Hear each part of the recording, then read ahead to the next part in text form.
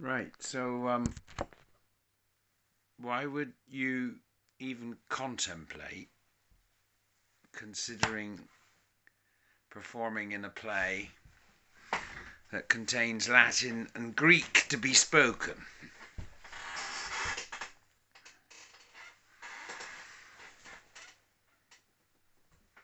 Well, the answer is if you'd engage in some theatrical behaviour, you may have, if you like, some kind of clever stunt you could pull. Armi virumque cano. I sing of arms and a man.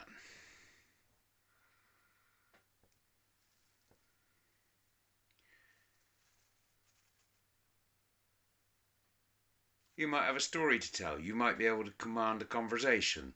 You might make an impact with your words one day. I've been thinking about this rather a lot because there's a certain amount of outsourcing going on where everybody speaks a very common language and doesn't try to use the right words particularly, often doesn't get the concept across with any kind of impact.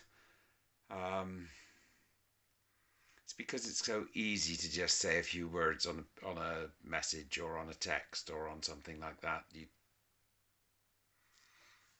lose its impact. 100 million humans yelling into the void. Across the path of history traces a few voices speaking in languages that you might not recognize, but if you've had a little bit of education in them, you can see how the voice carries the sense, the meaning. I mean, many of these words were chiseled into stone. I'm planning perhaps of putting a few into some carved wood.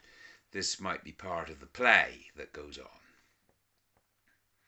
We will chisel some words together in this play. So it starts with a group of kids who've got their heads in their phone and they're trying to learn their lines, and their lines are coming up in Greek and Roman, and they're arguing in Roman to each other. How do I say this? And so they plug in, press the sound X, whatever.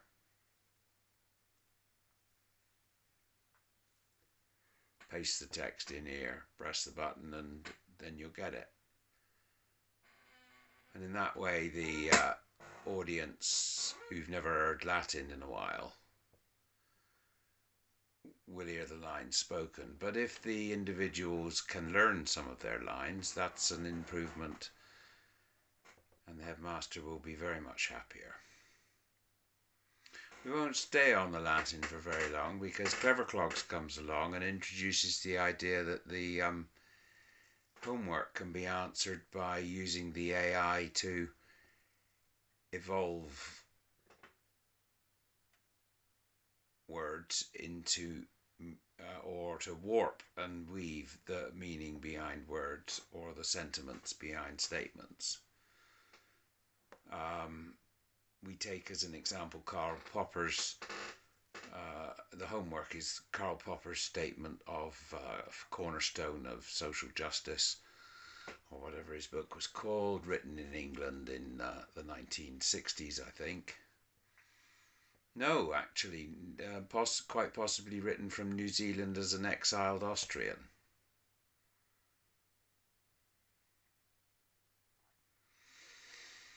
Anyway, we can talk about that. So that introduces an element of history and how people move around the world as exiles at the moment. Can come up with some quite sensible words, which are a description of their situation. Might make you sympathetic to immigrants or refugees.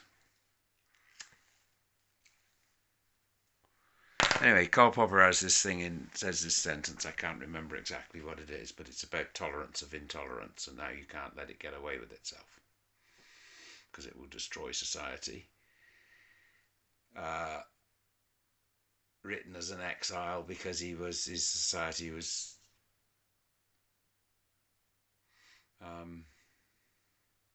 had turned fascist.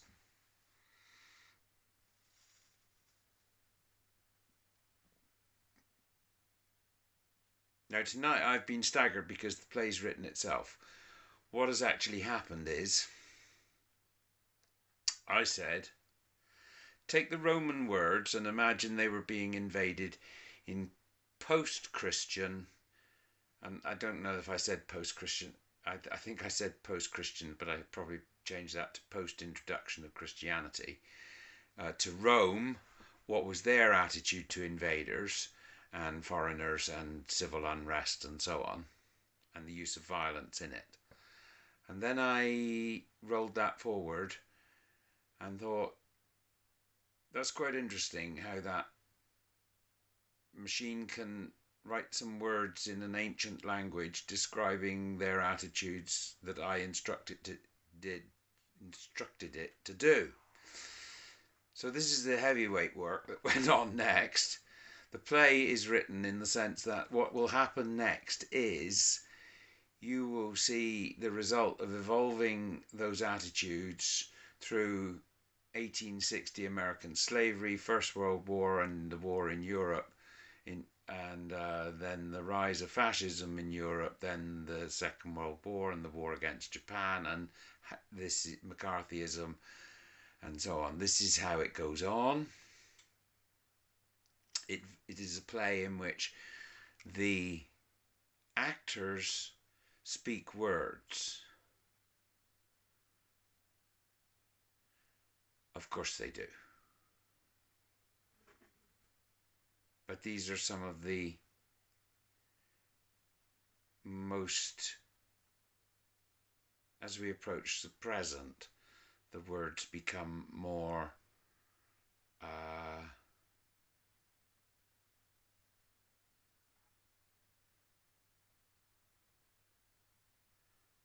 of an indictment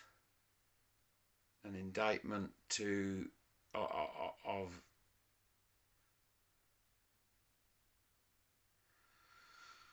well, let's just unwind all of that and just say as the play progresses, the quotes come more and more up to date, and as they come more and more up to date, more and more people get pissed off and walk off set, and there are fewer and fewer voices left on stage expressing Popper's view.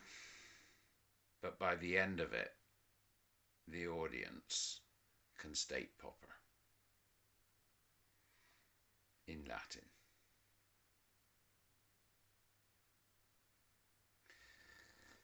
So it sort of starts with the opening line is Popper in English and then in Latin, because they're trying to cue up what the person says after the person says it, and that's what acting is all about. Working to a script. There's an opportunity for some ad-libbing with the audience. There's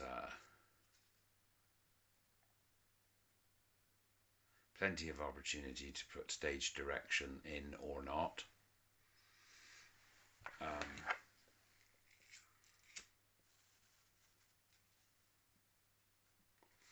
It starts as a reading exercise, and each child in the class has to read one paragraph. When there's a particularly bright one, they can pick the Greek. The phonetics are there. If you can't do the Greek, you need to get your phone out and auto-character recognise the text and see where the text takes you. And if you think that the text is a load of bollocks, there's even a place to report that. No, that's not quite what I mean. I've got a web page. It's meant to be a fully collaborative project, adaptive text. What it's trying to get people to do is say that, you know, the ancient Greeks and Romans knew a thing or two, but in modern times we sometimes say things we don't mean, or things get twisted and so on. How different people justify violence against other people, perhaps it might have something to say about it. But it's all fact-based. You can check it all out. No, it's not actually fact-based at all. McCarthy. Well, we're relying on AI. If you want to fact check particular bits of it, you might have to do that. 10 minutes 31 seconds, that's the length of these videos these days. That was my idea for conversations with my AI tonight.